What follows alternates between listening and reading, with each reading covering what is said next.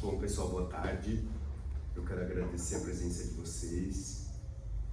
É um momento importante dessa conversa, né, desse espaço, desse grupo de trabalho, que já tem um percurso. Nós estamos num momento muito significativo, que é o Seminário 23. A gente fez uma abertura de algumas passagens no último encontro e alguns problemas que o Lacan retoma do Seminário 22 para teorizar essa noção de superfície que é o nó borromeano. Essa amarração dos três registros, real, simbólico e imaginário, momento que ele já passa a refletir a necessidade de um quarto elo para a amarração dos três registros, real, simbólico e imaginário. Hoje, nós ficamos com essa tarefa de leitura de 3 aulas do Seminário 23, que eu gosto de colocar aqui para a gente se situar.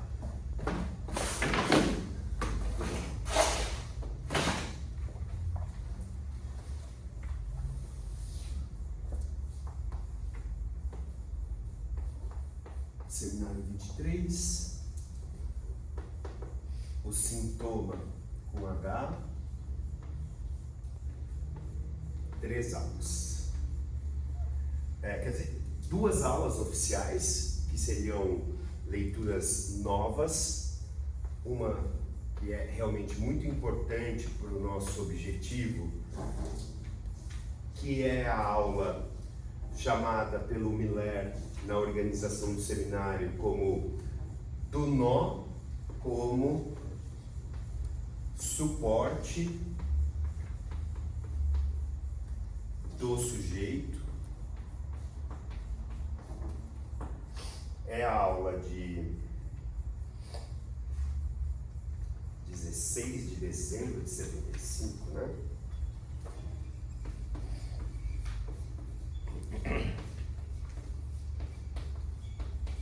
E a segunda aula oficial, né, em termos de matéria nova do seminário, que é Joyce e o Enigma da Raposa.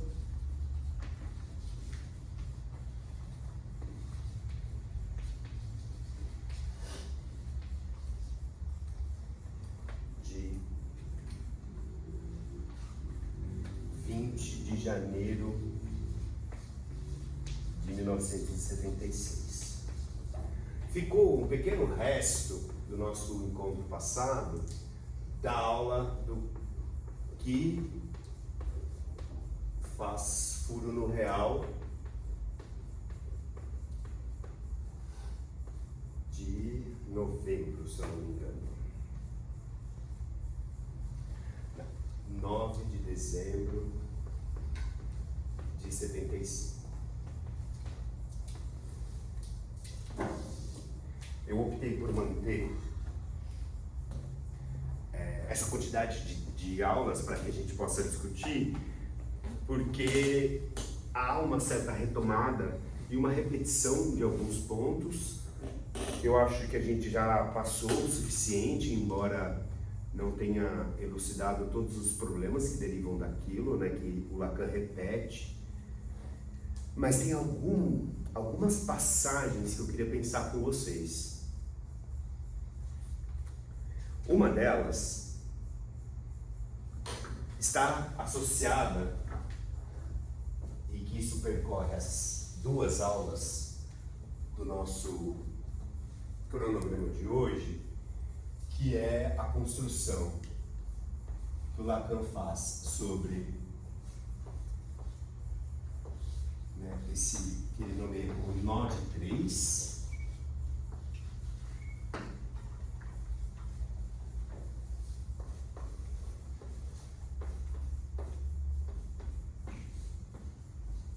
E esse nó, quando eu falo nó, acho que a gente pode intuir que é o nó borromeano. E esse nó borromeano, 4 de 3, Aliás, vocês também tinham dificuldade de fazer o entendimento da proposta que ele dava para essa passagem? O nó de 4, ou o nó borromeano de 4 de 3, né? Isso, inclusive, traz ali um esquema, ou pelo menos aquela proposta que o Tomé e o Soirée apresentam para ele. É um trabalho quase que hercúleo de retomar o desenho aqui da lousa. Eu não teria condições, eu não tenho habilidade nesse sentido, só que nem ele, né, que assume, não tenho condições de fazer isso, porque é muito difícil. Mas ainda assim, tem essa construção que aparece principalmente do nó como suporte do sujeito, quando ele faz ali algumas provocações sobre um nó que de fato seria suporte do sujeito e uma outra modalidade de nó que ele precisaria refletir a posição disso em relação ao que ele estava construindo. Bom, por que eu estou salientando esse primeiro ponto como um fio condutor do que eu queria conversar, né, com vocês? Por conta dessa palavra que aparece, sujeito é um conceito do Lacan que tem aí uma história dentro da obra dele, normalmente associada ao efeito, né, do significante, mas que aqui ele cruza com um nó, que me chama a atenção, né?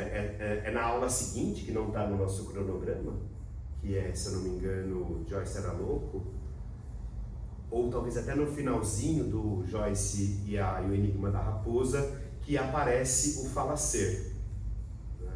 Mas nesse momento o termo que ele usa é sujeito, nó, e me interroguei muito sobre o que ele quer dizer com suporte do sujeito.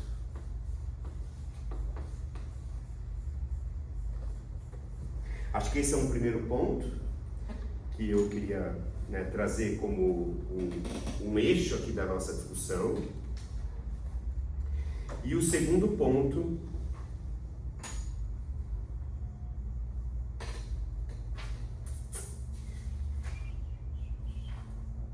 que é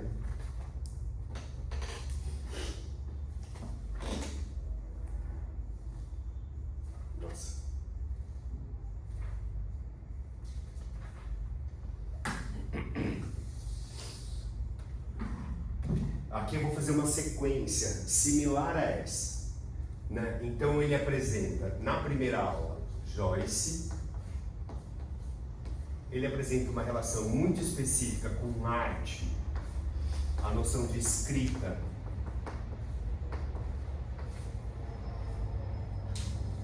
como uma forma muito singular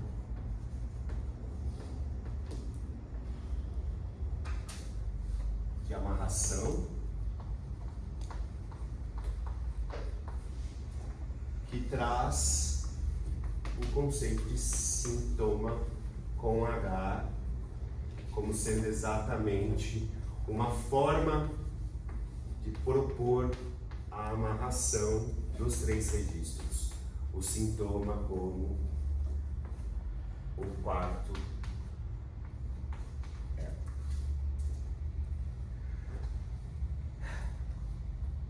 Vou colocar aqui uma seta meio na lateral, porque o Felipe, a semana passada, ou melhor, há 15 dias, fez uma construção retomando pontos muito importantes naquele início da nossa conversa, né? Eu tentei manter no vídeo, porque parecia uma conversa meio descontraída, mas naquela sua fala, nesse seu esforço, né, de aprender e retomar aqui com a gente, né, essa construção coletiva, eu entendi que tinha ali coisas muito importantes, e uma coisa que ficou saltando nos meus ouvidos, que é essa relação com esse problema do sintoma sem o H, que o Lacan faz isso, né? Ele aproxima em alguma medida. E eu tive uma impressão de que talvez seria interessante colocar a pergunta de que passagem é essa? Porque acho que a gente pode estabelecer algumas relações entre esses dois termos, né? Seria uma espécie de substituição, como se em Lacan então tivesse fazendo uma nova proposta de conceito de sintoma em relação a colocar a letra H no termo.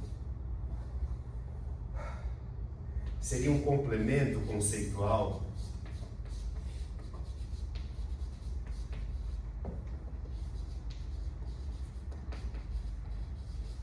Tem uma frase, né, que a gente se debateu na aula, que foi a frase, como que era? Lutar contra o sintoma com H. Equívoco. O equívoco contra uma arma contra o sintoma com H. Exatamente. Isso me fez, né, o equívoco como arma contra, né, o sintoma com H. Parece muito contraintuitivo, né? De uma relação que parece que ele vai construindo e que a gente vai tendo notícias por comentadores de que o sintoma tem aí um efeito quase que contrário a essa ideia, né? No sentido da estabilização, da suplência, o saber fazer. Isso me intrigou e por isso que eu resolvi, né, só colocar isso aqui como um segundo eixo para que a gente possa fazer a discussão juntos a partir de passagens aqui do texto. Bom, tem muitas outras, né? Mas por que eu escolho essas duas como aqui uma espécie de eixo central no encontro de hoje? Uma, porque nós temos aqui o problema do sujeito e o como esse conceito fica muito associado a todo o escopo estrutural relacionado ao significante e o campo do outro, e aqui o próprio conceito de sintoma, que também é uma referência à noção da ficção, da estrutura da linguagem, o metafórico, solução de compromisso, etc, etc, etc, para uma outra forma de tratar o sintoma com H, e colocar aí essa pergunta para a gente pensar juntos. Jonas, acho que tem, não sei se você falou sobre isso, mas no 22 sintoma é uma nomeação, né? Uma das 3 nomeações, né? No 22. Nomeação simbólica, nomeação imaginária, nomeação real. Né? Que ele usa para ler. Nomeação sintoma e angústia, acho que não. Acho que esse nó ele faz no complemento do 22, né? Então, a terceira, que é o nó da terceira. Não, mas no final do 22 ele já apresenta esse problema, né, Eduardo? A gente acabou discutindo isso bastante nos últimos encontros, mas acho super oportuno você retomar isso, porque aqui, em algum momento, ele recupera a noção de estranheza como sendo um lugar concêntrico à inibição, que é quando algo ali do imaginário fica atravessando, né, um certo campo. Então ele recupera essa nomeação vinda do que ele trabalhou no 22. O que é uma passagem realmente muito interessante ali. Bom, parece 2 perguntas ao final ali do 22 que são interessantes para ele, né? Vocês me ajudam a pensar juntos, para a gente pensar junto. Por um lado, do como ele afirma que algo do furo fica associado com aquele recalque primordial e que tem um efeito do complexo de Édipo pela interdição fazer uma certa nomeação e amarração do que ele vai entender como uma estabilização do nó, né?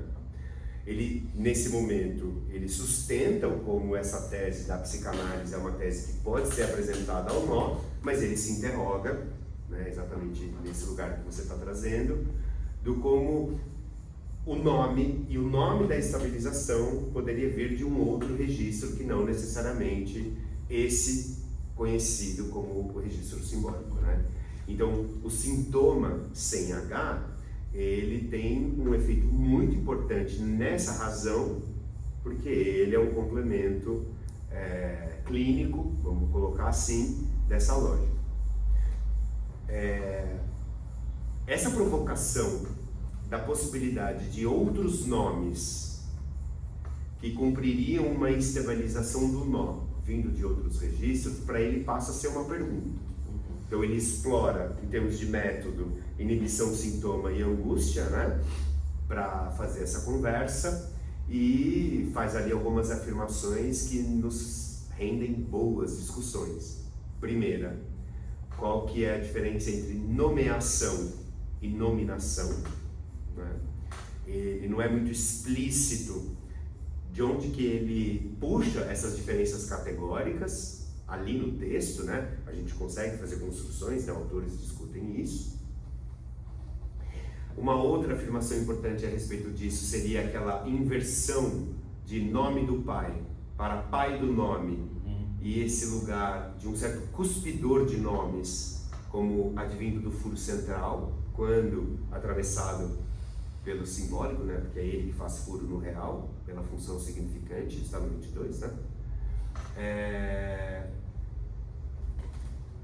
Problematizando, então, de uma certa forma, quais os limites que o simbólico tem para fazer essa estabilização, e, portanto, a do sintoma, por meio do conceito do nome do pai, e funções de nominação, né?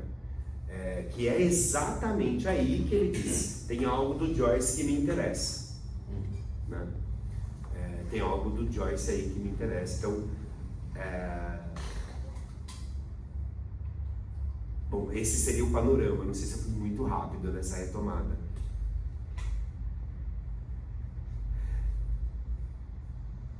Quando você puxa esse ponto, Eduardo, o que você pensou? Pensando justamente, bom, nessa passagem que você fala, né, do sintoma sem o H com o H, né?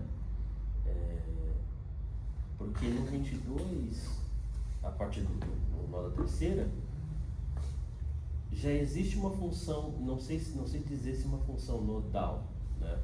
Porque talvez essa função nodal seja proposta pelo Shetman, né? O Shetman que propõe, né? Que o sintoma sem o H é uma forma de amarração. Mas... O sintoma com H ou sem H? Não, sem H. O Shetman, ele propõe, né, que inibição, sintoma e angústia seriam assim, ele propõe amarrações, né, a partir desses três, né, então, para as neuroses. E no nó da terceira já existe alguma imbricação ali do sintoma dentro do nó, né, nesse sentido, talvez como Lacan traga como um efeito, né, o sintoma como efeito, é um efeito do simbólico sobre algo, alguma coisa assim, não lembro da definição exata que ele dá ali, mas ali já tem alguma coisa. E aí eu estou pensando realmente nisso que você colocou da passagem. Bom, como é que se passa disso, o sintoma como um efeito, né, do simbólico sobre o real, para um sintoma que funciona como uma amarração que garante a propriedade borromeana da coisa toda, porque é muito diferente assim de categoria, sintoma como efeito e o sintoma como algo que garante a amarração borromeana da coisa, da estrutura do nó. Bom, e aí vem, enfim, estou pensando também na conceito da própria necessidade do quarto elo. Por quê? Por causa da questão do empilhamento. Então, se o quarto é necessário, se mais um é necessário, é porque os outros 6 não estão enodados, mas empilhados. Entende? Então, bom, seria daí, então, o problema todo, né? Na verdade, essa não relação entre os registros, a não ser por essa amarração desse quarto elo. Porque, de novo, se você tenta passar, se você faz na mão, você tenta passar um quarto elo num nó que já é borromeano, não tem efeito nenhum. Então, isso me diz o seguinte: RSI não podem estar enodados para que o quarto elo seja necessário.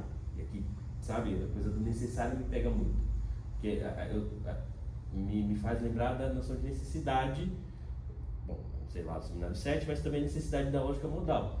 É verdade em todos os mundos possíveis. Então não há um mundo possível que exista um nó que não seja suportável sem o quarto elo, entende?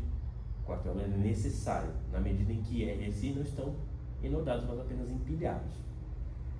E aí, bom, daí então passamos de pensar o sintoma como efeito para algo que é inerente à estrutura do nó, que garanta o enodamento borromiano.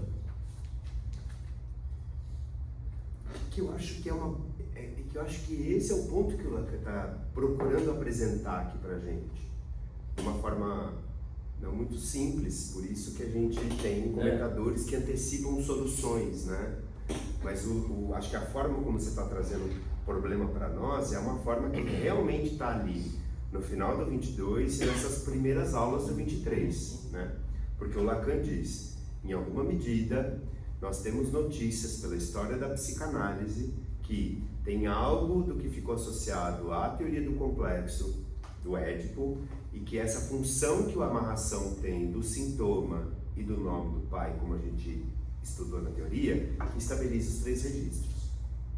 Só que ele diz, é impossível a gente conceber, pensando que o nó, nas 3 consistências, nisso que ele vai nomeando como uma fundamentação em psicanálise dele, né, de que a realidade psíquica, esse termo que ele critica, ela teria pelo menos uma noção de superfície que implica 3 noções, real, simbólico e imaginário, que somente uma forma produziria estabilização desses 3 registros, né? Não é à toa que ele usa termos que, bom, ele puxa lá conceitos associados à perversão, a versão do pai, aqui ele puxa Joyce era louco, a elação, né? É implícito, mas ele está lançando essa pergunta. Não dá para a gente dizer que apenas aquilo que a gente conhece como teoria do Édipo estabiliza o nó. Existem outras formas. O que ele se pergunta é isso: qual que é a necessidade do quarto elo? Na aula do nó como suporte do sujeito, ele chega a lançar alguns termos exatamente sobre esse problema que me chama muito a atenção. Por exemplo, quando ele diz a respeito duas estruturas do nó borromiano verdadeiro, que acho que toca exatamente nesse ponto, né? Qual ponto duas estruturas? Qual página mesmo? Ó, tá, então na aula 3, né, do nó como suporte do sujeito, nós estamos na seção 2, logo abaixo que ele coloca RSI, traço sintoma com H, e aí ele faz esse esquema 3+1. Que acho que toca exatamente nesse problema que o Eduardo está trazendo, retomando aqui pra gente, a respeito do que é. Bom, pelo menos aqui no página 50. Isso, no meu 51. Então ele diz assim, eu vou ler, porque acho que isso traz pra gente aí alguns pontos.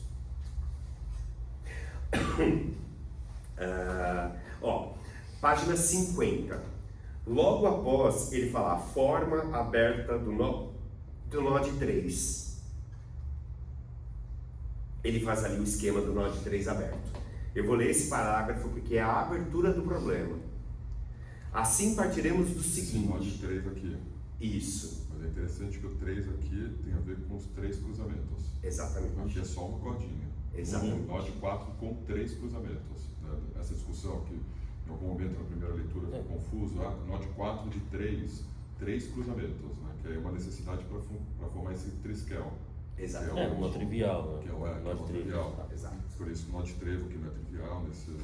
Inclusive no Staffella, essa passagem aqui, que ficou reduzida a apenas esse esquema, o Staffella incluiu, que seria isso, né?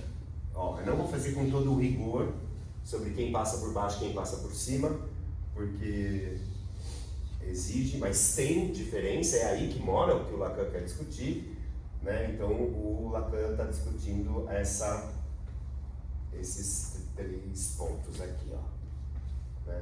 Então se a gente circula isso aqui, a gente tem essa figura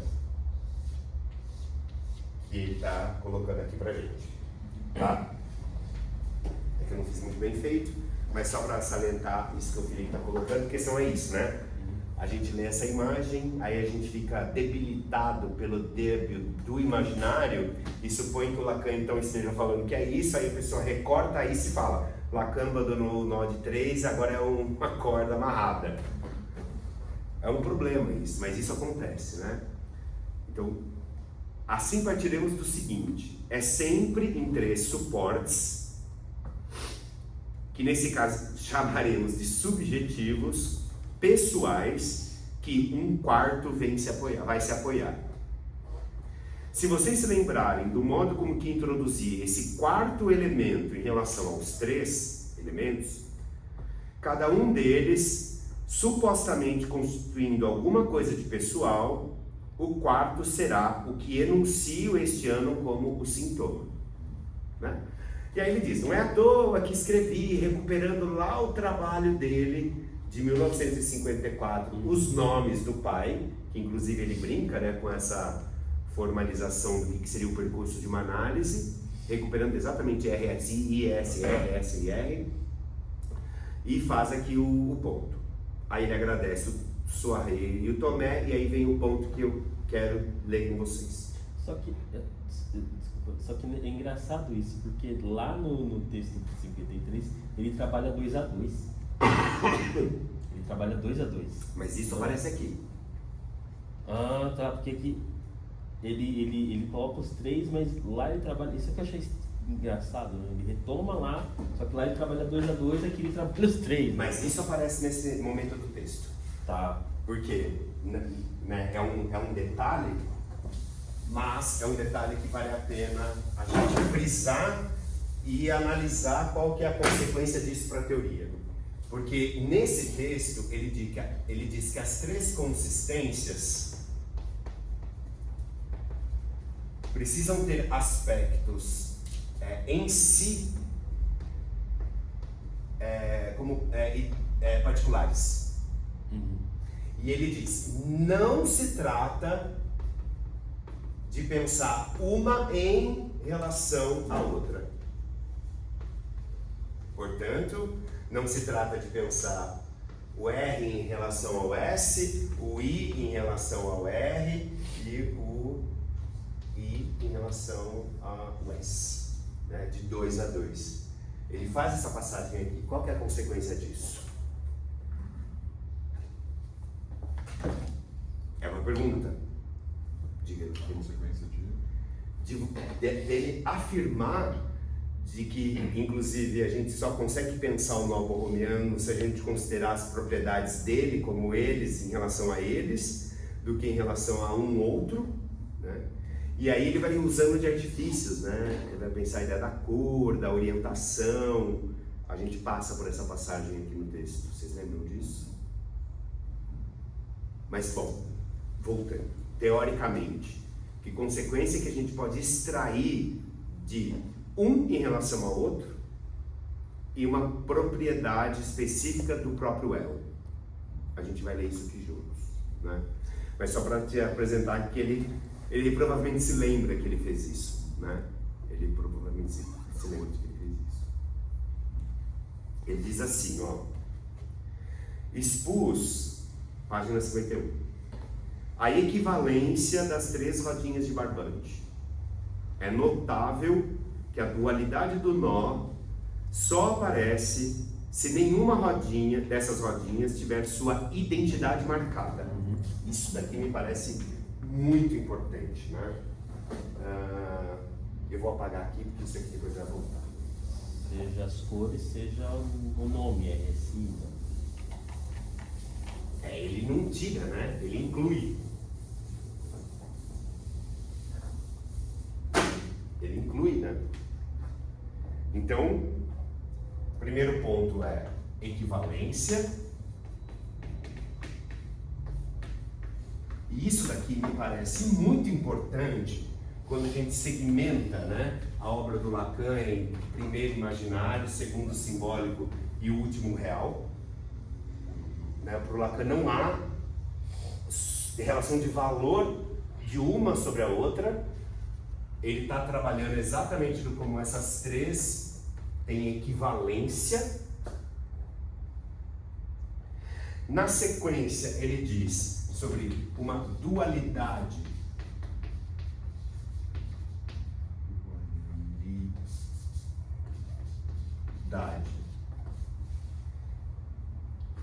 E o princípio de identidade.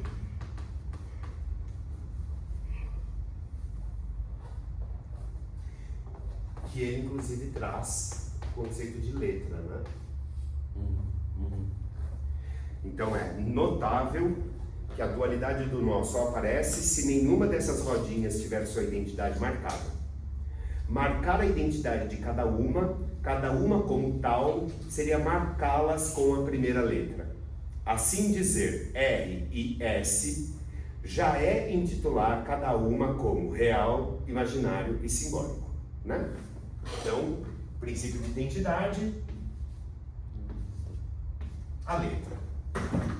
Isso tem efeitos, né? Escutem. Pensar o efeito de identidade marcado por uma ideia de letra. Mas o fato notável é que a orientação das rodinhas só é eficaz para situar a distinção dos nós, se a diferença dessas rodinhas for marcada pela cor.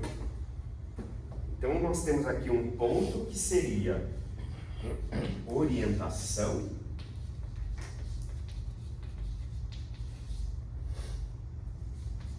Distinção dos nós.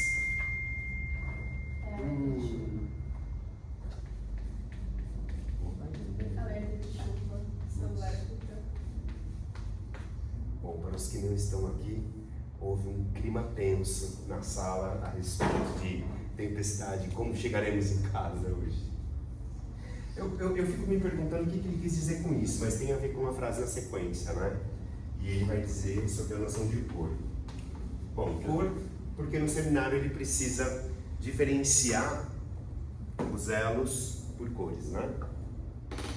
Tem aqui a distinção de natureza diferente, talvez, em relação ao levógeno e ao distrógeno, que é o modo como se orienta, como vai se enlaçando, isso faz diferença. Porque o levógeno e o distrógeno, vai um para a esquerda, outro para a direita, eles não são sobrepostos, então por isso são naturezas diferentes. Então, tem esse aspecto. E aí tem a diferença de cor também. Isso. Mas você pode fazer passar de um para outro. Você pode fazer passar de um para outro, de um levógeno para o distrógeno. Eu acho que não são sobrepostos. Ele fala de não ter simetria. Não ter simetria nesse tipo. Não são. Por isso de duas naturezas. Foi aí até onde consegui chegar. Então, mas você consegue passar um nó de levógeno para distrógeno. Se você planifica, eles não são simétricos, não dá para sobrepor um ao outro. Não, isso não. Realmente, não, porque um tá orientado para a direita, outro para a esquerda. Então, sim, realmente. Mas o que eu digo é, talvez eles não sejam simétricos, mas você consegue fazer passar de um para outro. Esse é o ponto. Você consegue transformar um nó de estrógeno em levógeno e vice-versa. Eu acho que não. Onde que ele discute isso bastante, Eduardo? No 21. Ele passa umas 10 aulas. É isso. É daí que você consegue. Inclusive fazendo com as cordinhas, você consegue fazer. Isso talvez, aí é uma questão mesmo, uma pergunta, se diferenciando as cores, seja sem as cores se fica igual ou não. Talvez que o movimento não saberia, precisaria experimentar mesmo fazendo. Porque a princípio até onde tinha lido nesse sentido, diz que não, de fato não dá, são diferentes. Quando você identifica com a cor, sim, porque, por exemplo, se você tem levógeno S tá para cá, se no levógeno S tá à direita, o estrógeno tá à esquerda. Mas a forma de enlaçar, talvez aí... Sim, isso muda. Isso tem a ver com combinatória.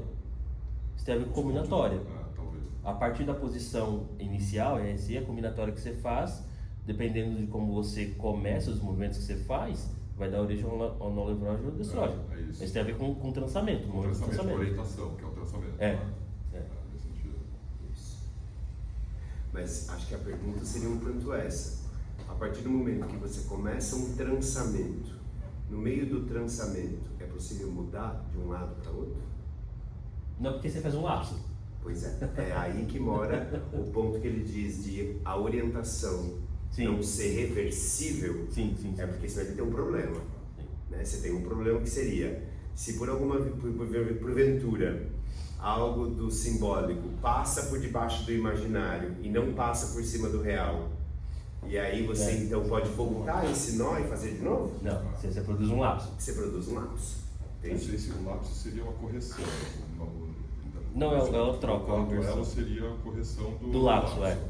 Mas mesmo sem lapso, dependendo do modo como está enrodado, o que fica no meio não é qualquer um que fica no meio. Exatamente. Tem uma dualidade e tem um outro 2 com esse 4. Mas para diferenciar isso, para sair desse 2, você tem que botar cor e porque não fica qualquer um no meio nesse sentido. Então a forma como está enlaçado define clinicamente é importante para saber em qual. Exatamente.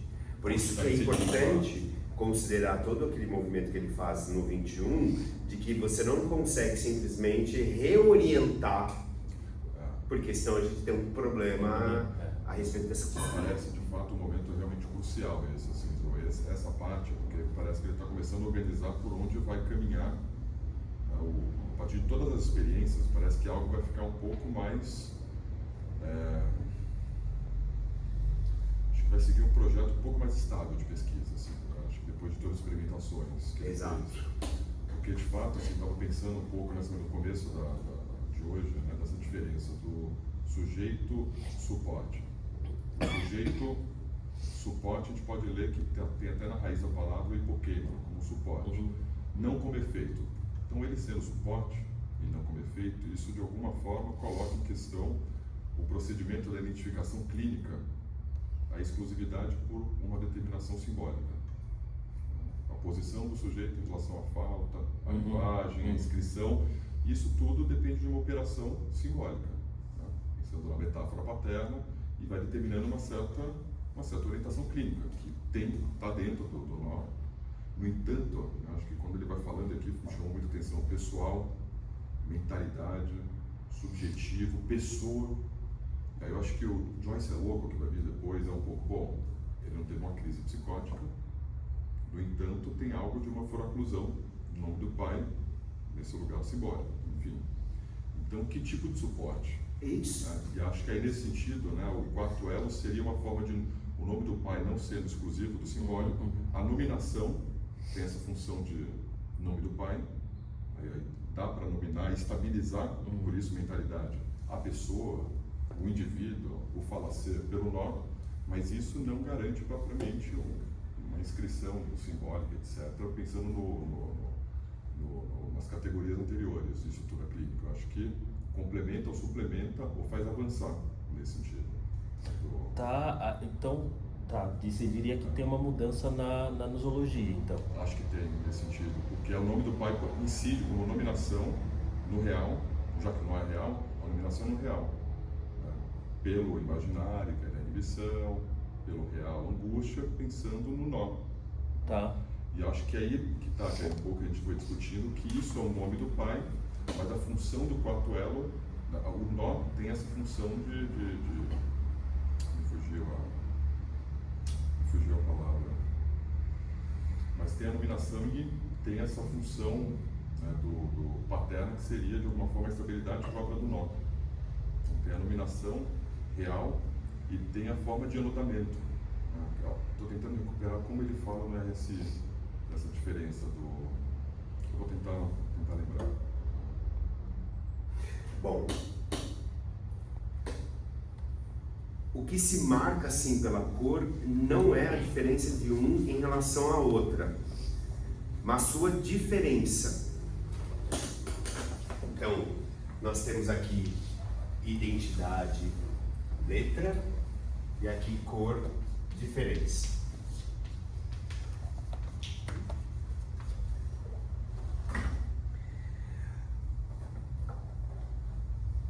Se assim posso dizer, absoluta, na medida em que é a diferença comum às três. Somente se alguma coisa for introduzida para marcar a diferença entre as três, e não a diferença das rodinhas tomadas 2 a 2, e que surgirá como consequência a distinção de duas estruturas de nó borromeano.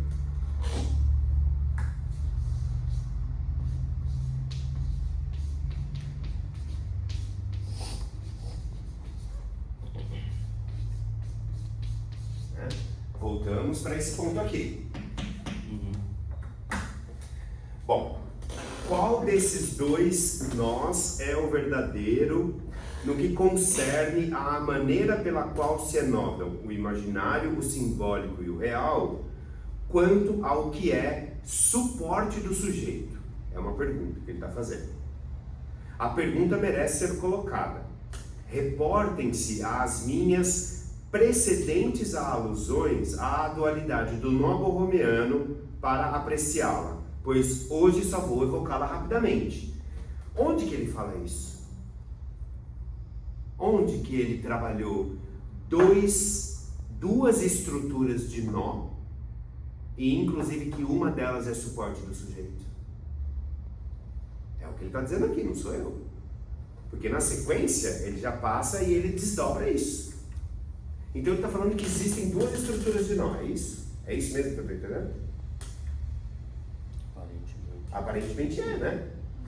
Vamos ver se ele ajuda a gente a pensar. Considerando agora o nó de 3, é notável constatar que ele não comporta vestígio algum dessa diferença. Mas dado que ele homogeneiza o nó borromeano, isto é, que nós o coloquemos em continuidade, o imaginário, o simbólico e o real, não surpreende que vejamos que há apenas um nó. Da sutura dos três, que é uma paranoia. Você veja que coisa curiosa? Então ele diz, há duas estruturas de nós. Aí na sequência, ele fala, considerando o nó de 3, né, vamos colocar aqui 3 elos. Se não haver, é notável constatar que ele não comporta vestígio algum dessa diferença. Se não há vestígio de diferença no nó de 3, ele afirma uma certa homogeneização do nó e essa ideia de uma certa continuidade imaginário, simbólico e real. O que é um ponto muito curioso, né? O que ele quer dizer com essa ideia da homogeneização e o que ele quer dizer com essa ideia da continuidade, né? Vocês vejam, primeira pergunta, o que faz diferença? O que faz diferença? Porque ele está dizendo que quando não há o índice da diferença, você pode homogeneizar e você pode pensar a continuidade, né? É uma pergunta. Eu vou continuar mais um pouco. Espero que muita gente esteja tomando nota, pois isso é importantíssimo para estimulá-los a verificar do que se trata, a saber, explicitamente, que do nó de 3 há apenas uma espécie. Será isso verdadeiro? Sim, se introduzirmos a cor. Não, se introduzirmos a orientação. Vocês vejam que vocês estavam conversando sobre a questão da orientação, da cor. Então a gente pode ter uma afirmação e a gente pode ter uma negativa. Ele continua. Todos sabem que há 2 nós de 3, uma vez que ele é estrógeno ou levrógeno, que era o que vocês estavam apresentando aqui pra gente, né? Portanto, coloco-lhes um problema. Qual é o laço entre as duas espécies de nó borromeanos e as duas espécies de nós de 3? Ai, Lacan, como você ajuda a gente, né? 2. Aqui ele usa espécie, né? Ele usou estrutura e agora ele está usando espécie. De nó borromeano e 2 espécies de nó de 3. Já é uma pergunta bem... Faça! Se misture com a gente na loucura. Eu não consigo entender a diferença do nó borromeano e do nó de 3. Pra mim é a mesma coisa. qual que é a propriedade do nó borromeano? Os 3 registros. Quando um se solta, solta. Quando solta, solta todos. Sim. Então ele está dizendo que tem um nó que ele está nomeando como borromeano, que tem 2 estruturas, 2 apresentações ou 2 espécies, que se você solta um, solta uns 3. Mas que tem esse nó de 3, E se solta um. não necessariamente solta uns 3, podem soltar só um ou... Entende? O olímpico, por exemplo. O nó... Por que isso é importante, né, Maria Jorge? Que eu estou entendendo. Claro que está fazendo a gente se provocar. É isso. A gente pode ter uma apresentação de um nó que pode dar a apresentação de um borromeano, e aí aqui eu acho que ele brinca com essa espécie de imagem produzida, que não necessariamente isso daqui é um nó borromeano com a propriedade que ele prega. Mas isso não significa que os 3 não estejam aqui. Que é a palavra que acho que o Eduardo usou, que algum autor usou, que é empilhamento. Empilhamento, acho que é sétimo. Empilhamento da imagem de um nó borromeano, mas não é. Ele continua. Se o nó de 3, qualquer que ele seja, é de fato o suporte de toda espécie de sujeito, como interrogá-lo?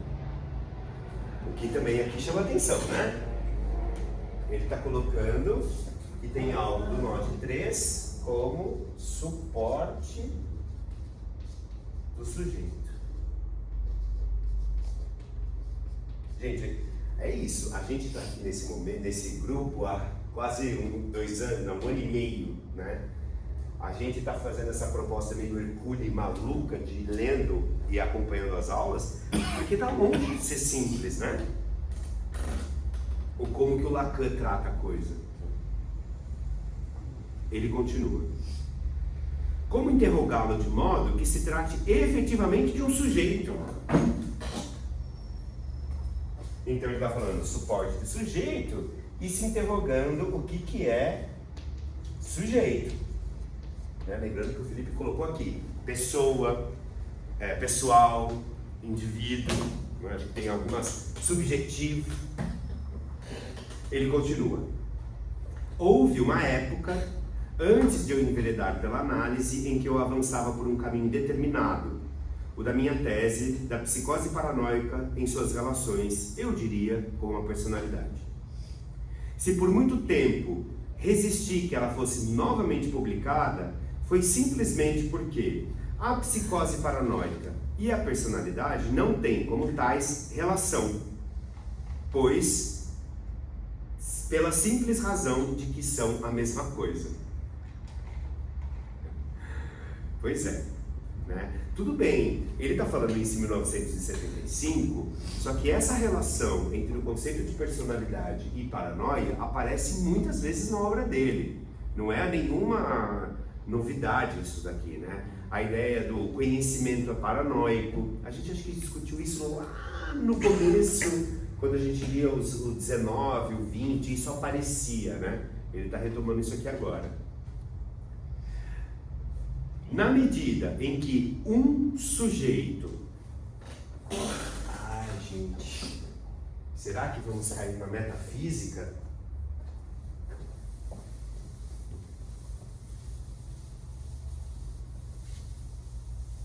Será que temos que enfrentar esse problema? Ele está falando que um sujeito...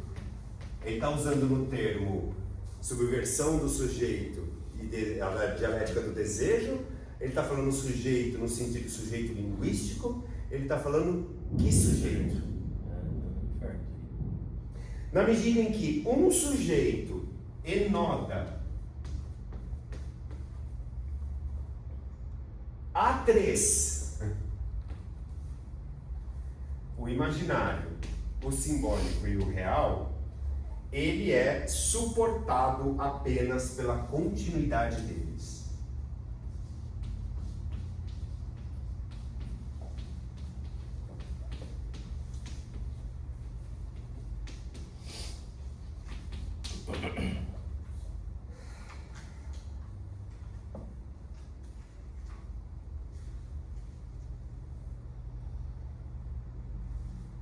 o imaginário, o simbólico e o real são uma única e mesma consistência. E é nisso que consiste a psicose paranoica. Real, simbólico e imaginário é a mesma consistência.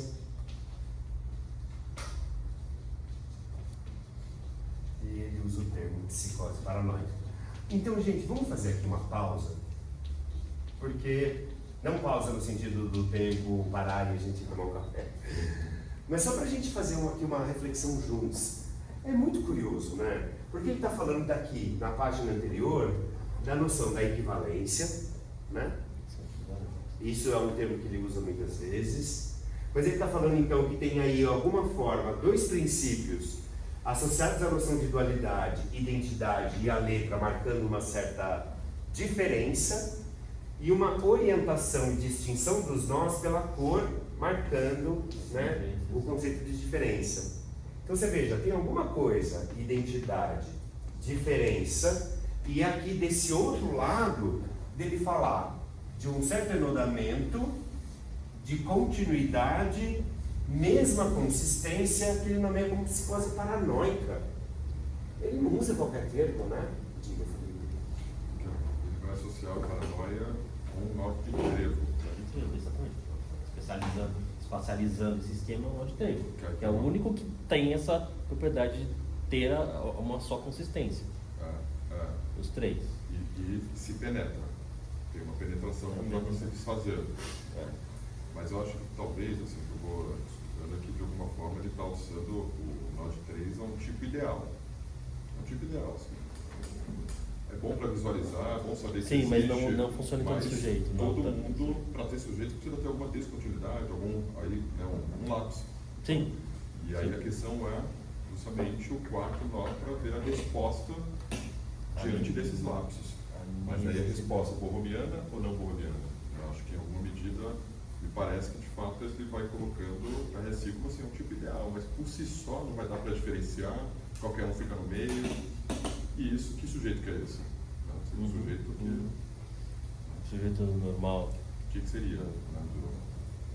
Não dá para identificar um tipo de sujeito que precisa fazer uma correção, como pode ser o termo, uma suplência. Ó, que acho que tem a ver com isso aqui, ó, que é exatamente o que faz, o que é feito, aí eu não sei, mas precisaria de uma operação. O LSI, borromianamente enodado, tá lá, que a gente consegue ver as nervosas, etc., mas aonde que está as operações que de fato exigem ou traz alguma consequência, algum patos, alguma necessidade de resposta do tipo, parecendo um pouco por aí, assim. Não sei o que vocês acham. Eu acho que na sequência ele vai dar uma pista para isso que você está falando, Felipe, que acho que é uma ação, que ele vai vir aqui e ele vai colocar a função, ou em que consiste o quarto nó. É que me chama a atenção esse caminho que ele faz, né? Bom, isso significa que ela também seria paranoica? Não, desculpa, eu pulei um parágrafo. Voltando, na sequência, né? Se admitirmos o que enuncio hoje, poderíamos deduzir que a 3 paranoicos poderia ser enodado, a título de sintoma sem H, um quarto termo, que seria situado como personalidade, precisamente na medida em que seria distinta em relação às 3 personalidades precedentes e o sintoma delas. O que é um raciocínio parecido com o que ele faz, né? Inibição, sintoma e angústia, do 22. Aqui ele está falando psicose paranoica, que eu discuti lá sobre psicose e personalidade, e ele está falando aqui que cada um desses 3 poderia ter uma noção de personalidade, parecido com o que ele compõe em termos de raciocínio no final do 22, certo? Só que aqui ele usa o termo sintoma sem H.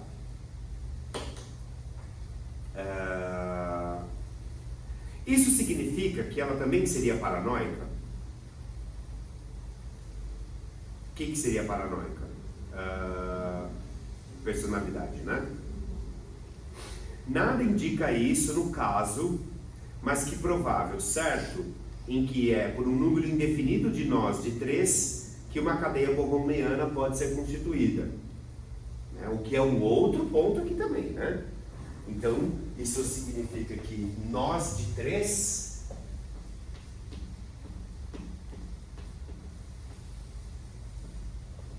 pode formar uma cadeia borromeana.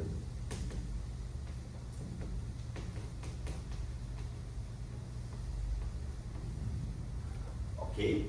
Esse raciocínio, né? É curioso de novo, por conta dessa expressão. Lembra que a gente discutiu, Felipe, num certo momento? Se fazia cadeia, se não fazia cadeia. Ele está dizendo, né? Vou até ler de novo aqui. Isso significa que ela também seria paranoica? Nada indica isso no caso, mas que provável certo, em que é por um número indefinido de nós de 3 que uma cadeia borromiana pode ser constituída. Quanto a essa cadeia, que, portanto, não constitui mais uma paranoia, a não ser que ela seja comum, a possível floculação terminal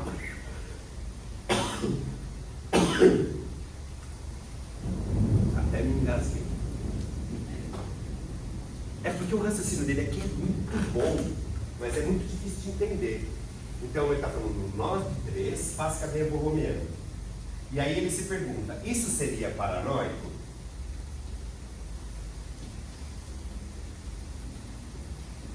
Ele diz, não. A não ser que haja uma floculação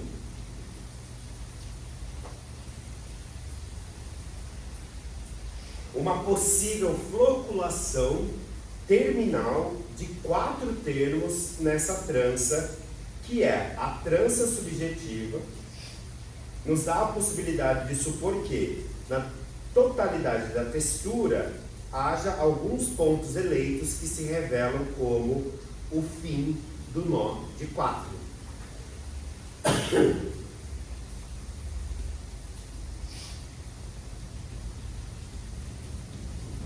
Alguém sabe o que é floculação?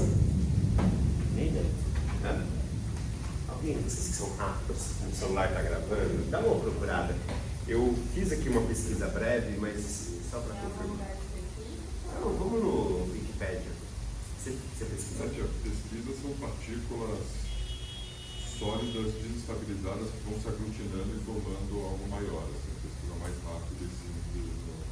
Estou tendo da química, né? É o processo químico de tratamento de água e efluentes que agrupa partículas finas e coloidais, previamente desestabilizadas em aglomerados maiores de novos blocos.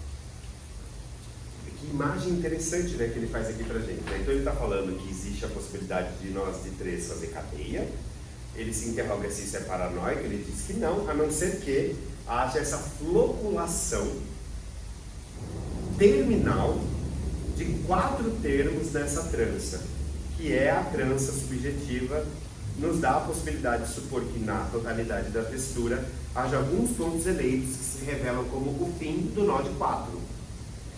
E é de fato nisso que consiste, propriamente falando, o sintoma com H. Por isso que eu quis ler essa parte, né?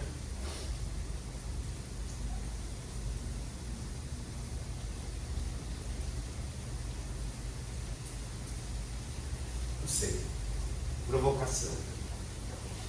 Nem todo nó de 3 é borromeano. A gente nunca mais vai embora daqui.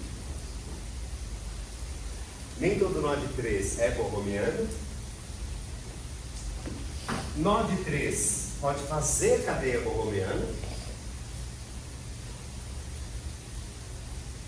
Há um sujeito que é nó desse trabalho aqui, né, que ele se pergunta sobre a psicose paranoica, mas que essa cadeia borromeana não necessariamente é paranoica, desde que pode ser, caso haja essa floculação.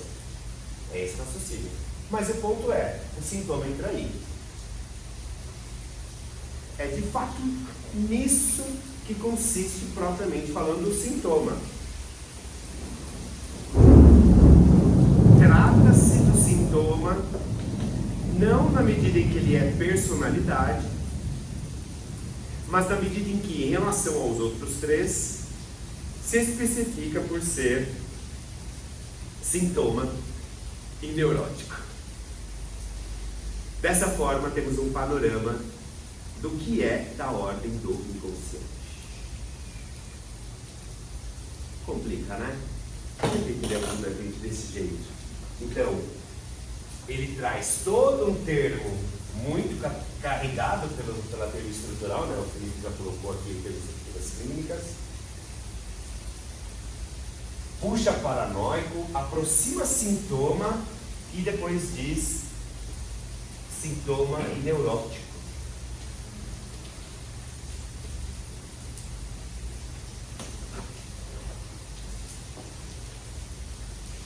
E ainda fala que é disso que é da ordem do inconsciente. Bom, na página seguinte, ele encerra essa aula, né? Do nó como suporte do sujeito. Eu acho que ele tem aqui algumas construções que valem a pena a gente ler junto, porque pensando que nós temos tempo que nunca mais a gente vai embora. Da gente fazer aqui alguma conversa disso. Ó.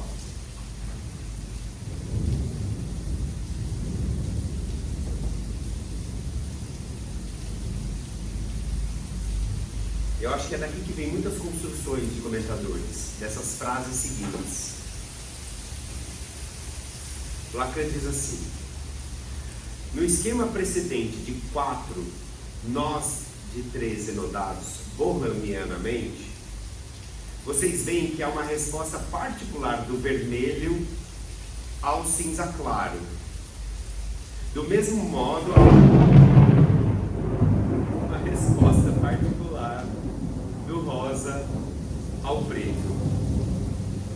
Acontece a mesma coisa nesse esquema do nó bohemiano de 4 rodinhas. E aí ele faz esse esquema, 2 pares no nó bohemiano de 4. 2 pares, né, gente? Acho que ele está querendo dizer, né, desse enlaçamento de 2 num de 4, né?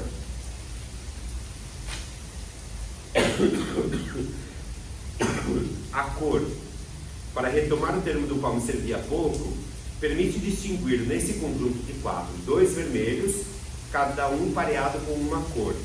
Temos à esquerda um par vermelho e rosa, à direita cinza claro vermelho. Existe par na medida em que há um laço do sintoma com H com alguma coisa de particular. Isso aqui a gente precisa... Vamos lá.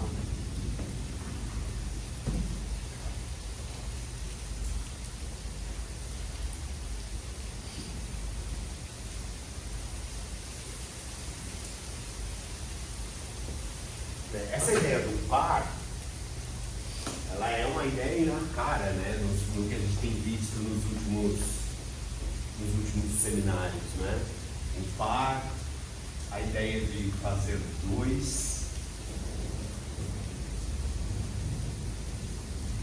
E aqui ele diz, existe par, fazer 2, ou pelo menos par, na medida em que há laço do sintoma com alguma coisa particular.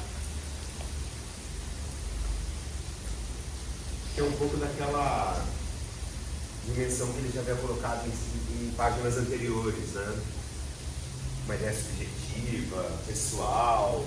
Bom, ele usa o termo aqui particular, né? E aí ele diz, é na medida em que o sintoma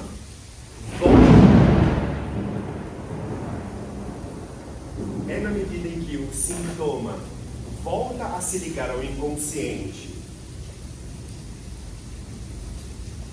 Em algum momento o sintoma se desligou do inconsciente? Vocês tiveram a impressão de que ele tratou disso em algum momento? Não. Eu colocaria isso aqui como uma pergunta para nós, tá? Sintoma e inconsciente, ele liga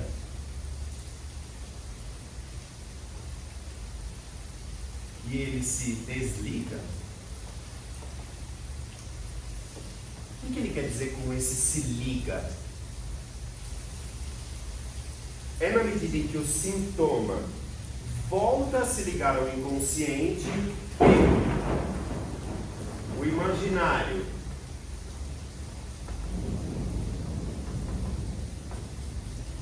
ao real,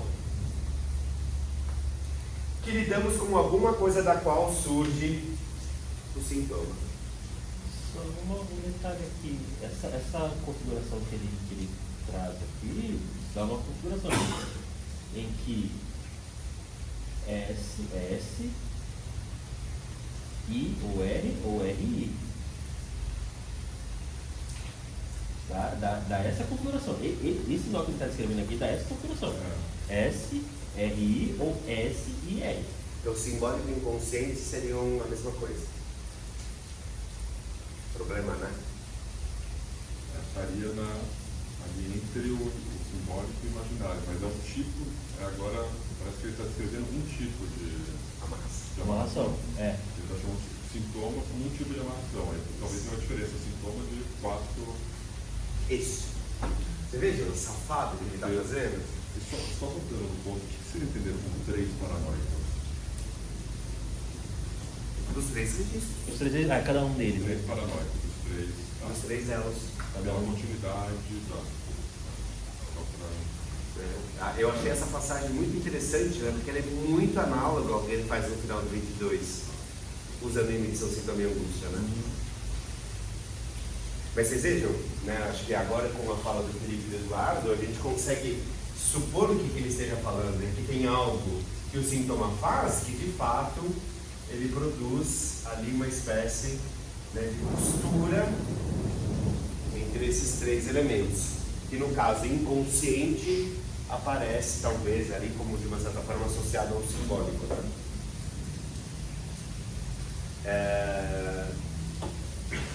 Eu acho muito legal, gente, porque na sequência ele vai puxar conceitos que teoricamente são conceitos associados ao nosso estrutural. Ó, eu vou ler e a gente vai amarrando juntos, porque olha só. Essas foram as coisas difíceis que eu queria enunciar hoje com vocês. Muito obrigado, Lacan, pela parte que nos toca. Elas merecem seguramente um complemento que lhes indique a razão que me fez dar há pouco, ao nó de 3, uma forma aberta, que não é a que eu tinha desenhado primeiro como circular. Retomemos em primeiro lugar ao esquema do ano passado, em cujo centro há 3 campos e um deles eu havia notado como o gozo, JA barrado, né, na leitura aqui, ou seja, como o gozo do outro barrado.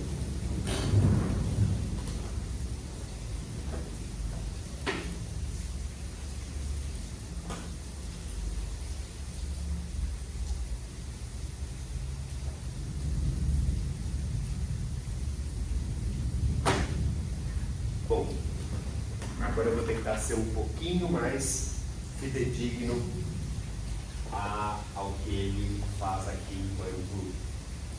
Então, nós temos o real, o imaginário, ele passa por cima do real.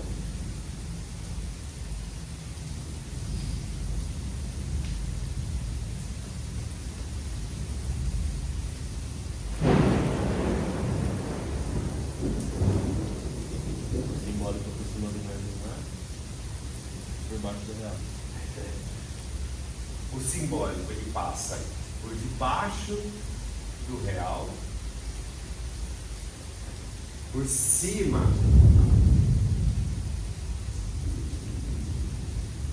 do imaginário e por debaixo do real e por cima do imaginário.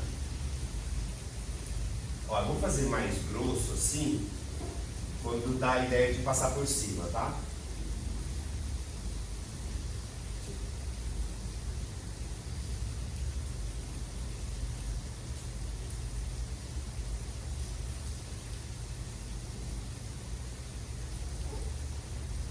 Faltando um. Não. Tá certo, né? 5, 6. 6 cruzamentos. Tá certo.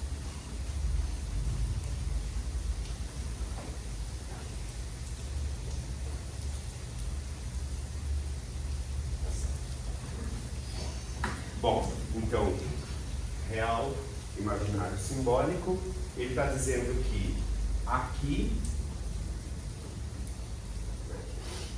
recuperando, há 3 campos em que um deles eu havia notado como o gozo do outro barrado, e é exatamente isso que fica de intersecção, vamos supor intersecção, né? Entre o imaginário e o real. Entre o imaginário e o simbólico, nós temos o famigerado sentido, e entre o real e o simbólico, o que é conhecido como gozo fálico. Esse abarrado quer dizer que não há outro do outro, que nada se opõe ao simbólico, lugar do grande outro como tal.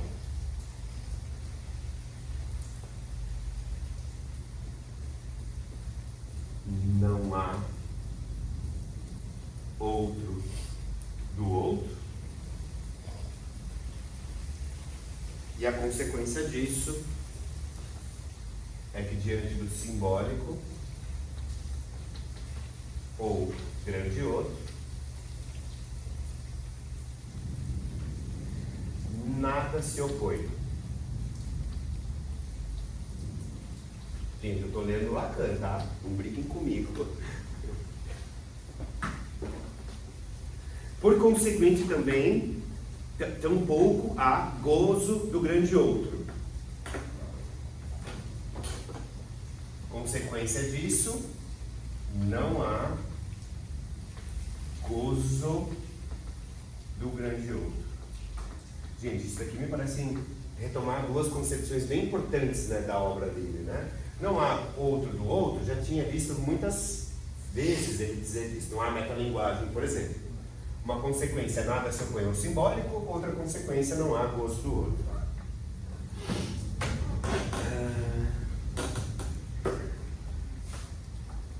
O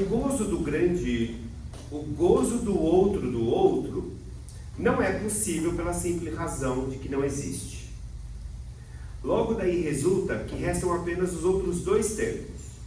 Há, por um lado, o sentido que se produz na articulação do campo planificado do círculo do simbólico com o círculo do imaginário, né? Já fiz ali, antecipei. E há, por outro lado, o gozo dito do falo, na medida em que ele sai da relação do simbólico com o real. Aliás, nós discutimos isso muito no seminário 21 e no 22, lá no comecinho, do como que o Lacan vai frisar essa passagem importante a respeito do gozo fálico e do gozo do outro. Gente, o gozo dito fálico não é certamente em si mesmo o gozo peniano, né? Acho que no final da aula anterior, quando ele puxa o Chomsky, ele diz da linguagem como órgão, lembra disso? Né?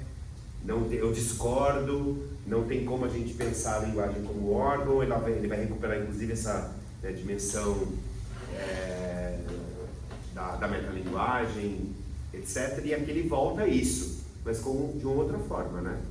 Não vamos conceber o gozo fálico como o gozo peniano, e aí ele diz, né, que o gozo peniano advém a propósito do imaginário, isto é, do gozo do duplo, da imagem especular, do gozo do corpo. Ele constitui propriamente os diferentes objetos que ocupam as iâncias das quais o corpo é o suporte imaginário. Isso aqui é um bom, hein? Então ele está falando de iâncias. O corpo é suporte imaginário. Ó.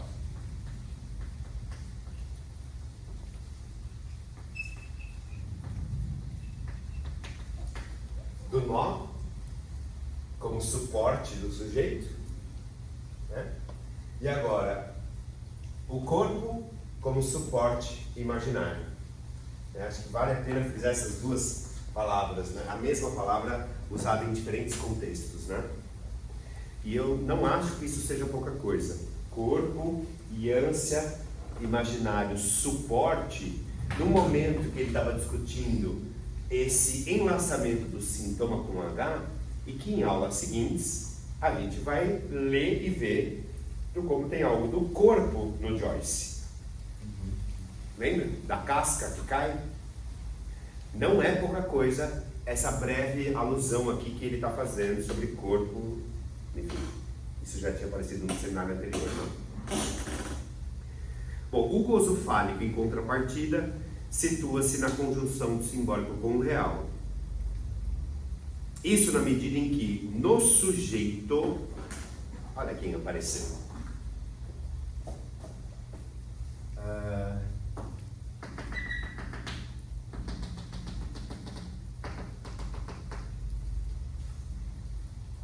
Isso na medida em que, no sujeito,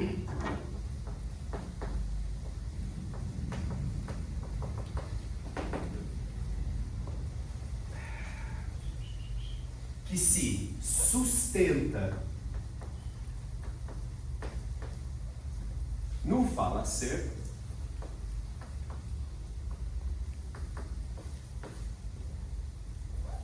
que é o que designo como sendo o inconsciente.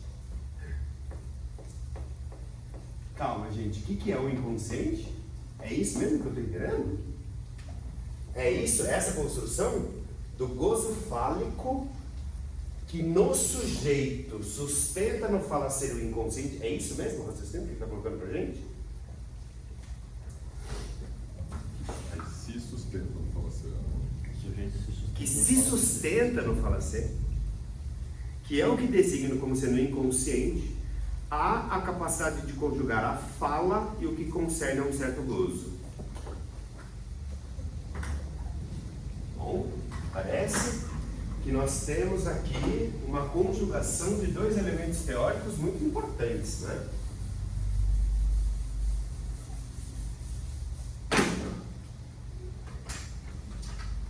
Um sujeito que se sustenta num fala-ser, que em alguma medida tem razão no inconsciente, que conjuga fala e gozo. Interessante, né? Essa construção, né? Você não consegue construir de novo até chegar ali, já? Igual você tinha feito, só pra você foi explicando, né? Toda voltinha aí. O que eu fiz, né, Maria? Eu só li o Lacan, gente. Sim. Eu tô parecendo um papagaio de pirata, né? Mas eu vou tentar retomar porque acho que é um ponto importante mesmo para mim, né? Bom, ele diz, ele diferencia o gozo peniano do gozo fálico. Ele diz que o gozo peniano tem a ver com algo do suporte imaginário que o corpo produz nas ânsias, e que o gozo fálico, em contrapartida, situa-se nessa conjunção real-simbólico. Isso na medida em que temos um sujeito, né? Isso que é mais interessante, isso na medida em que no sujeito se sustenta, que se sustenta no fala-ser, que é o que designo como sendo o inconsciente. Então tem algo que ele está falando dessa relação do gozo fálico no sujeito, que se situa no fala-ser. Essa relação do gozo fálico aponta para a dimensão do inconsciente, que é e que permite a capacidade de conjugar fala e gozo, aquele dito do falo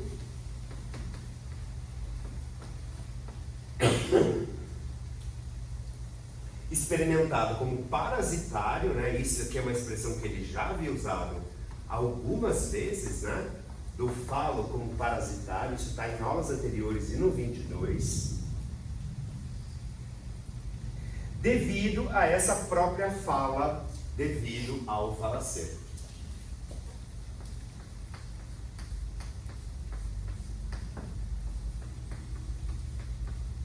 Então parece que ele conjuga aqui elementos muito importantes a respeito do inconsciente.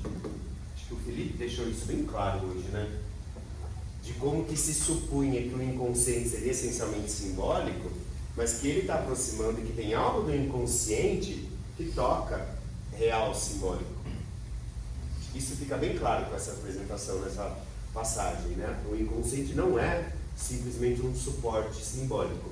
Tem algo do gozo fálico que nos sujeitos que se sustenta no falacer conjuga no inconsciente fala e gozo. É o gozo fálico que tem uma função importante de conjugar fala e gozo, e ele produz algo, né, chamado de um falo parasitário que organiza a fala e por conta da fala e do falacer. Portanto, escrevo aqui o gozo fálico contrabalançando o que concerne ao sentido. É o lugar do que é inconsciência designado pelo falacer como poder.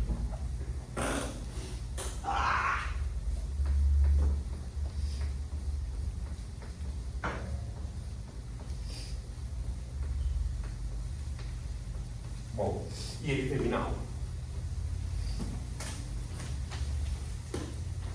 Ele termina a aula e ele termina o ano, né, inclusive, né? Ele termina aqui nesse ponto. Na aula seguinte, nós temos aqui algum tempinho,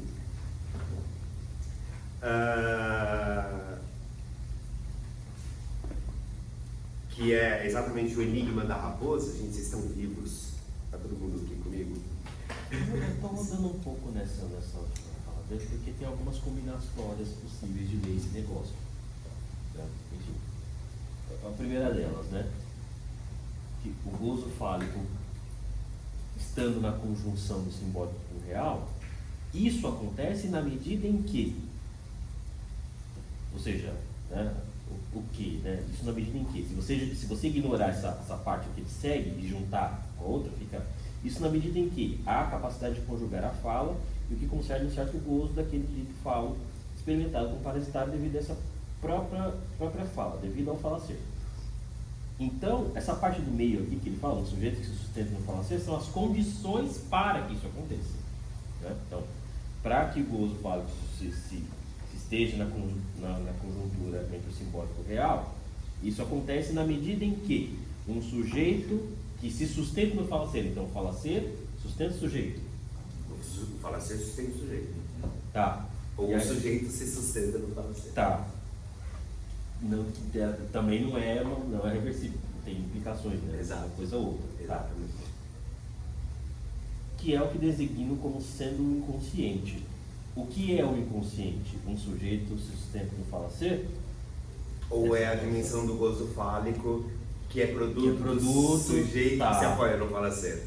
Tá. Fala, é interessante, fala e gozo, isso do... Que é o que produz ali o Isso é inconsciente, que o inconsciente articula. O inconsciente articula essas duas coisas. Ou é as duas coisas. Então, e aí? É uma conjugação, está escrito. É uma conjugação. Uma conjugação. O O que inconsciente para mim não é pouca coisa. Sim, Né? fala e gozo. O inconsciente é uma conjugação entre fala e gozo. É isso que ele está dizendo. Mas o que me chama mais atenção é, em 1975, ele trazer isso aqui. Por quê? Bom, ele não estava falando sobre dizer até a semana Sim, passada? exato. Por que aqui ele não fala dizer? É. Né? Ele puxa, né, a função da fala e da linguagem, né, um termo dessa época para falar de uma relação com o inconsciente, com o gozo, do falacer do sujeito. Bom, se ele Estou sendo puxa- precioso não. Sim. Estou sendo precioso. Estou sendo preciso nesse sentido da chatice. Sim, então isso situa inclusive o conceito de sujeito que ele está tratando aqui, Exatamente. que é o conceito 53. Exatamente. Não é muito louco isso? Por quê? Se ele articula, veja, porque isso resolve a questão que o Jonas colocou lá no início, de que conceito de sujeito que ele está falando? É o da linguística lá, o significante, o sujeito como resultado da articulação entre o significante. Também 53. Então ele está relendo todo o problema que ele está... Tá, agora faz sentido. Ele está relendo todo o problema que ele traz lá em 53 à luz do nó. Não é isso? Eu também tenho a impressão de que ele está fazendo isso. Só que isso vai dar vários problemas. Vários problemas. Isso aqui é qual seminário? É função em campo. Que está nos escritos. É o texto inaugural que fala sobre o primeiro discurso de Roma. Ele está lendo, ele tá fazendo uma parada que nem o Freud fez, que é ler a primeira, como se a gente, pegando a perspectiva freudiana, como se o Freud pegasse a segunda tópica e relesse toda a primeira. Não dá uma impressão de que ele está fazendo isso. Mas, Eduardo, desculpa, você te interromper, eu não quero que você pergunte o raciocínio nem a fala do Felipe. Mas você veja que interessante, não é simples, é um parágrafo super interruncado e a gente está aqui, né, lendo linha a linha praticamente. Mas você veja que tem uma certa consequência desses conceitos que ele está usando aqui, que já nos permite levantar uma hipótese que parece que não há um corte brusco de uma clínica que abandona todo o conjunto de estrutura, não é? Exato, é esse o ponto que eu tento defender lá no fórum a rodo. Lacan nunca deixou de ser estruturalista. Não, aí eu já não sei. Aí eu acho que é outra coisa, Eduardo, falar que o Lacan é estruturalista, tá? Não, assim, não há um corte entre o programa de 53 e, pelo menos não no sentido, talvez metodológico sim, mas, veja, ele Se ele tivesse colocado que o inconsciente conjuga dizer com gozo, eu teria mais dificuldades, Sim, certo? sim. Eu teria muito mais dificuldades. Porque dizer é uma forma que ele tem trazido nos últimos seminários. Lá naquele começo, nos anos 50, ele não formaliza esse conceito. Tem enunciação, tem fala, tem enunciado, né, tem ato, etc, etc, etc. Mas não dizer. Né? Aqui ele usa isso. Fala, Felipe. Eu gostaria de dizer isso. Acho que essa é uma das grandes questões, né, da continuidade, amplificação dessas luzes para outras possibilidades. Acho que não são excludentes. Acho que isso também concordo com vocês. Não há corte. Mas tem gozo. Tem gozo. Gozo, essa é uma diferença. Gozo fálico. Função Isso. fálica não é significante fálico. Isso. Gozo fálico. Exatamente. Essa é uma dimensão muito nova, assim, nesse sentido. Sim. Eu acho que essa articulação, me parece, até onde eu cheguei, e assim é fala. Acho que agora precisaria ir para o francês para você ver se ele botou parola. Que fala? Que é fala, botou linguagem. A função Exatamente. Fala. E fala implica o dizer, demanda, a gente pode extrair algo de uma fala. Essa fala que faz, a gente pode pensar letra, esse rafinamento, a partir dali, a significatização, enfim, não sei. Tem algo a ser explorado aí. Tem algo a ser explorado?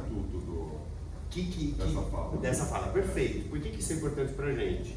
Porque no começo do seminário, na primeira aula do 23, ele puxa o conceito de língua, ele vai falar do Joyce em relação ao tal gaélico, só que tem algo da relação entre fala e língua que ele usa no Saussure, que é essa noção de dualidade da língua como impossível e daquilo que se atualiza da língua como fala. E aqui ele volta a falar fala. Como fala, não fala o significante. Exatamente. Não fala a linguagem. Exatamente. Fala. Fala, exatamente. Intrigante. É muito intrigante. É para pensar essa passagem que é inconsciente real, essa dimensão do inconsciente real, do inconsciente metáfora, inconsciente transferencial, inconsciente estruturado como linguagem, etc. Fala. Não é qualquer coisa. Não é qualquer coisa. E gozo. E gozo. E assim, na aula seguinte, que eu acho que a gente não vai conseguir discutir ela hoje, ele vai voltar a isso, tá? Ele vai voltar a esse problema na página, por exemplo, 62. Ele vai voltar isso na página 62 com o problema do grande outro e a relação do grande outro com o real. Mas, bom, Eu peço desculpas. A gente que vai cedo hoje. eu preciso dar um recado antes de você ir embora, Felipe, 1 minuto. Em abril, a semana que vem nós temos Semana Santa, é aquela semana que a universidade faz uma pausa. Em abril, nos dias 9, 16, 23 e 30, vai ter uma disciplina que eu vou ministrar com o Christian sobre a topologia do Novo Romeano. Meu carro. Putz, na frente do meu.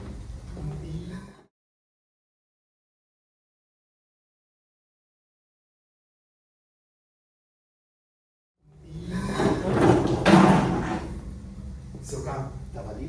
Não, mas não, tá atrás. Ela caiu de cá ou de lá? De lá, o seu tá lá? Não. Sério? Aonde? Ele tá pra lá. Mas a gente não pegou. A gente trouxe pra aquele. Não, eu acho que não pegou.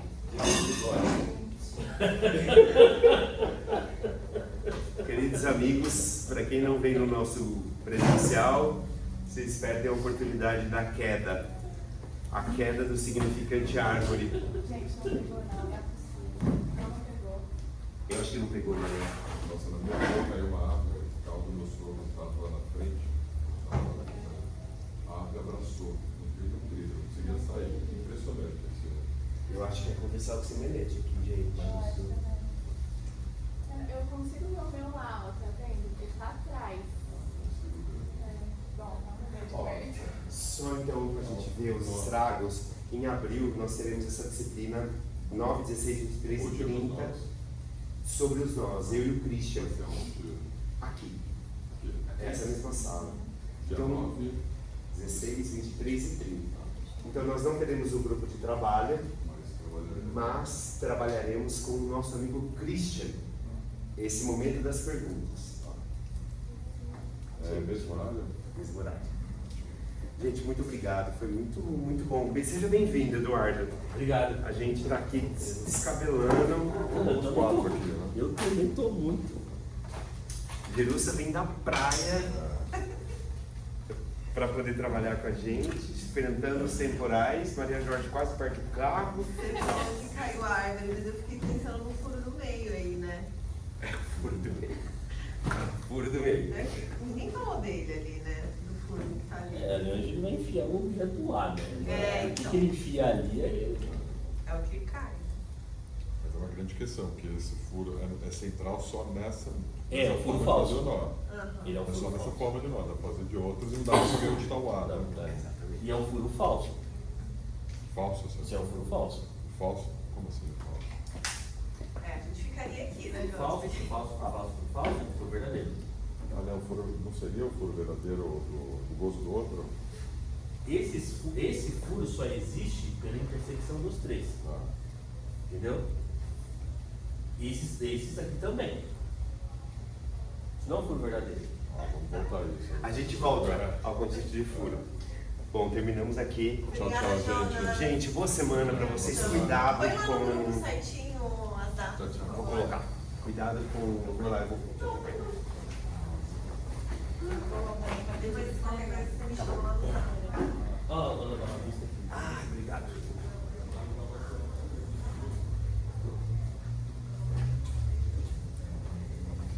Cara, eu tive certeza por um momento que eu ia perder tudo do carro quando eu escutei essa árvore cair.